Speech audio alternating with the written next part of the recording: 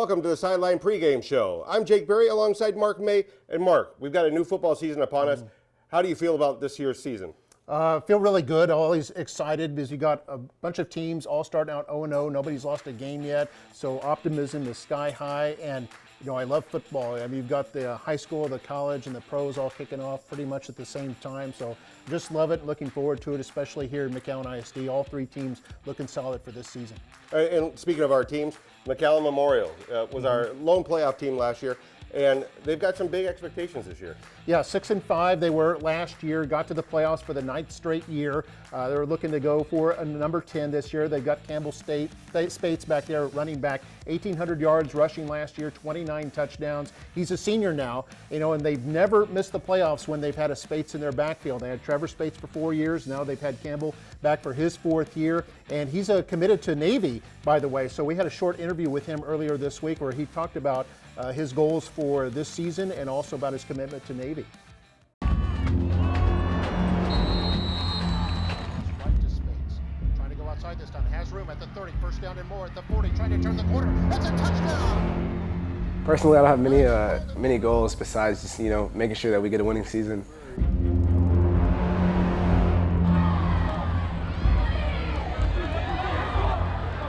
My parents are big on 40-year plans. You know, that was a big reason why my brother chose Stanford over, you know, a lot of the SEC schools he had.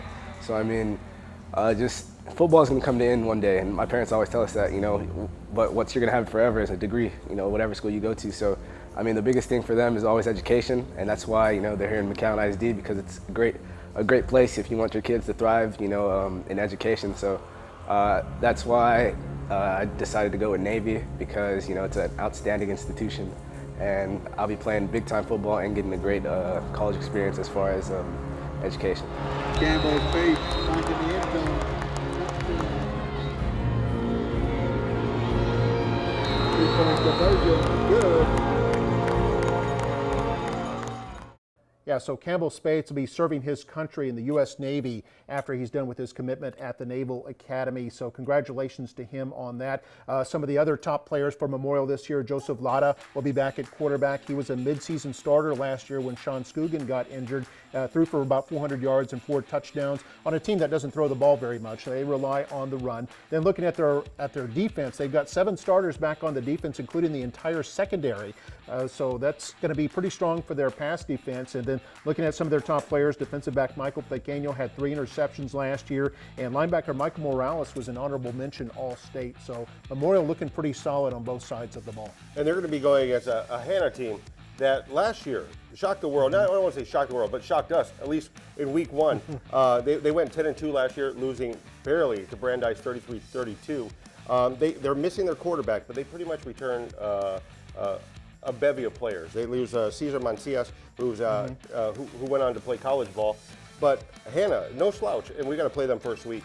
Yeah, they're a different team now, though, but they've only got 4 starters back from last year. But there's some good ones, though. They've got Brandon Esteves on the defensive line. He is a wrecking ball on that line at 13 sacks last year. So it'd be interesting to see that matchup with Esteves on the defensive line against Campbell Spates and see how that works out in the game we have on Friday night. Yeah, and they also returned Victor Campos, who was their Offensive Player of the Year last year in 32-6A. So it'll be interesting to see if the defense prevails in this game for Memorial, or if it's the defense on the other side for Hannah that is able to stop Spates.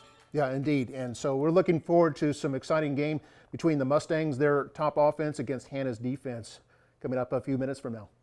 All right, there you have it for McAllen Memorial. When we come back from the break, we're going to have Nikki Rowe. Hey everyone, we are super excited that football season is kicking off. The student outreach team will be at every home game helping you become part of our McAllen ISD family. If you were invited to a game by our outreach team, we can't wait to see you. Don't forget to stop by our table. We have an extra gift for you. It is not too late to make McAllen ISD your home. If you've already started the year with us, we are so glad you're here. Now we ask that you share your experience with your friends, neighbors, and family. They too can become part of our McAllen ISD family. All right, welcome back to the Sideline Show. Jake Berry, Mark May, and the Nikki Rowe Warriors. They've got probably one of the most experienced quarterbacks coming back this year. What's your take on Nicky Rowe? Well, Jonas Ortiz, yeah, he should be one of the top passers, not only in the district, top returning passer in the district, but one of the top passers in the Valley this year. Been a starter since his sophomore year. He's now going to be a senior, so had 1,700 yards that he threw the air last year, and then 14 touchdown passes. So he'll definitely be the one moving that Nicky Rowe offense. Now, the receiver core is going to be largely new, so that's a little bit of a question mark there. They do have a running back coming back in Lorenzo Lopez, had over 450 yards last year and 6 touchdowns. And then looking at their defense, they've got some strength there in Josue Alonso, who's a 3-year starter at linebacker. He had 96 tackles last year. Eric Morales, who anchors that defensive line, 6'2", 265. He's a big player who can really plug the gaps there on the defensive line. Had 8 tackles for loss last year, including a couple of sacks. So this was a team, went 5-5 last year, missed the playoffs after 2 years they had made it. But they're looking to bounce back this year. And they're going against a tough Weslaco team. Last year, we didn't know what to expect from Weslaco. Weslaco came in kind of an enigma, and they ran the tables 11-2 overall. One district. It's a tough team. Or excuse me, they got second in district versus Villa, but they're a tough team. They're a tough out. Last year, we didn't know what to expect, and Rowe kind of got shocked by them this year. I don't think it's going to be the case this year. I mean, I think they know what to expect with the Cavazos, with Jacob Cavazos and Jalen Cavazos. They know what to expect right there. But what's your take on this game? That's a road game for Rowe tonight, and it's going to be a tough chore. It's a good measuring stick for Nicky Rowe going up against not only a playoff team from a year ago, but a very good playoff team from a year ago, and one that's got a lot of tradition in those Weslaco Panthers. So that's a real good test out the gate for the Rowe Warriors. Yeah, and it'll be interesting to see how Weslaco does. New coach, Coach Stroman, will take over the helm. He's a Hebronville native. He's actually, it's his first head coaching gig. So it'll be interesting to see how he reacts with against Nicky Rowe, a very proven Nicky Rowe team. Yes, indeed. And, Mackay Bulldogs, they've got a good game coming up too, don't they? They do. They're playing a tough Lopez team who, record-wise, didn't do too well last year. But Brownsville has really made a turn for the better with what they've done with their coaching programs. And Lopez, no slouch. They're going to have to go on the road to Brownsville and pull out this victory. Yeah, Mackay Bulldogs looked well in their scrimmage against La Jolla Palmview, and Mackay under a new head coach under Patrick Shelby. He's the offensive coordinator for Edinburgh Vela a few years ago, and then for the Weslaco Panthers. So he's been with some winning programs, has that culture of winning that he's bringing to Mackay, which was down last year. They were 2-8, but he looks to bring them back, and he's got 7 starters back on defense. So I would look for the defense to be the strength of the team, early on in this preseason before the district. Yeah, you have to remember what he did in Weslaco with Michael Salinas. Normally you're looking at a 3-year turn to turn a program around. In 1 year, he was able to turn that program around. So you have to wonder what he can do for Mackay, because there's talent. There's talent there, especially with Helmkamp, and they have a great offensive line coming back. Yeah, Jackson Helmkamp moving from linebacker, where he was all district last year, to safety this year. And then the offensive line, you've got a lot of players back there, which always helps. You always want to start with your offensive line when you're building up an offense. Then at quarterback, they have a couple of players vying for some playing time there. They've got Robert Amador, who was all district as a punter last year, and then Felipe Magana, who was all district as a receiver last year, who will both be moving to quarterback this year. Yeah, and we have to remember, at the beginning of the season, you're just looking to fine-tune everything for district, and there's no real preseason games here minus our it's kind of like the NFL in a way. You're kind of finding your pace and everything like that, trying different things, a few wrinkles before you get into district play.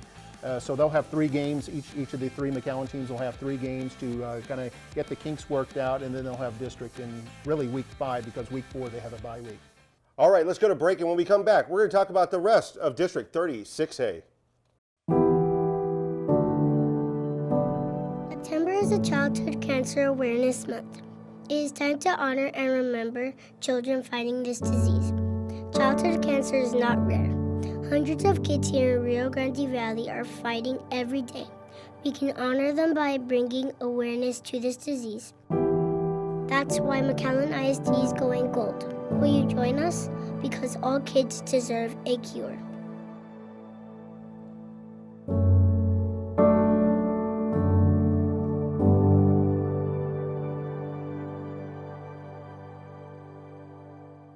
And And welcome back to the Sideline Show. We're going to talk District 36A football. And Mark, the first team I want to talk about is Juarez Lincoln. They didn't have a strong season last year, but they don't have the same amount of talent as the rest of the teams in 36A, but they play extremely hard. Yeah, they play everybody tough, and there are no easy outs in this District 36A. All 8 teams will be vying for 4 playoff spots. Juarez Lincoln under Coach Tomas Garcia last year is going to return 13 starters, and they'll have their quarterback Josh Briones, who became a midseason starter last year. Also, Kenneth Hernandez anchors that defense, a linebacker with over 70 tackles last year. Yeah, and they've got Israel Monsivais on the offensive line, along with Osiel Alonso also on the offensive line. So we know what to expect from Juarez Lincoln because they run the ball. But, last year, 0-10 season, 0-7 in district. It's going to be a tough district for them. Yeah, it'll be tough for them. And probably another year, probably at least a year away from seriously contending for the top spots in the district, but they'll be improved this year. And let's talk La Jolla football. La Jolla has they made a turn a couple years ago, and they started to run the ball more. Not a lot of passing. They're almost like McAllen Memorial, where they like that ground and pound game. What can we expect from La Jolla? More running, yeah, lots and lots of running. They like to run it just like Memorial does. In fact, they had the second leading rusher behind Campbell Spates and Eddie Villarreal, 1,600 yards and 22 touchdowns last year. So he'll be the main focus on their offense, and as he goes, so will the La Jolla Coyotes, who just missed on the playoffs last year. They were 6-4, but all 4 of their losses were in district, so that's what knocked them out. But they had a winning season, and I would look for them to make sparks again. Yeah, and looking at the other side of the district, PSJA. PSJA Bears, they lost Trey Guajardo, probably the best quarterback last year in our district. He's playing baseball right now at UTRGV. What can we expect from PSJA? I know they have weapons on the outside with their receivers, but what do you think with Morales being their quarterback this year? Yeah, the Bears, they were district champions last year, 7-4, and their quarterback, Justin Morales, he's going to be new this year. So a little bit of inexperience there at quarterback, but they've got a very good coach who knows something about quarterbacks. Lupe Rodriguez was a star quarterback back in the 80s at Mission, so he knows how to groom those quarterbacks, a quarterback whisperer, if you will. And he's going to have a couple of really great targets, too, in Marco Guajardo and Miguel Flores, who combined for 22 receiving touchdowns last year. So they've got an excellent receiving core. If the offensive line can provide enough protection for Morales, they'll be able to light it up. And PSJ North, Coach Kaufman's team over there, took some big steps last year. They've got a great quarterback in Isaiah Ronquel. What can we expect from PSG North? PSG North, the only team to win a playoff game last year in the district, which was kind of a down year overall as they went head-to-head against those Laredo schools. PSG North 7-5 a year ago under Marcus Kaufman, the former OC over at McAllen Memorial. He's got 12 starters coming back, and Isaiah Rangel at quarterback, you mentioned 1,700 yards, the second leading returning passer in the district behind only Jonas Ortiz. And he's a dual threat, 15 touchdowns that he threw for, he ran for 6 more. So he's definitely somebody you have to game plan around.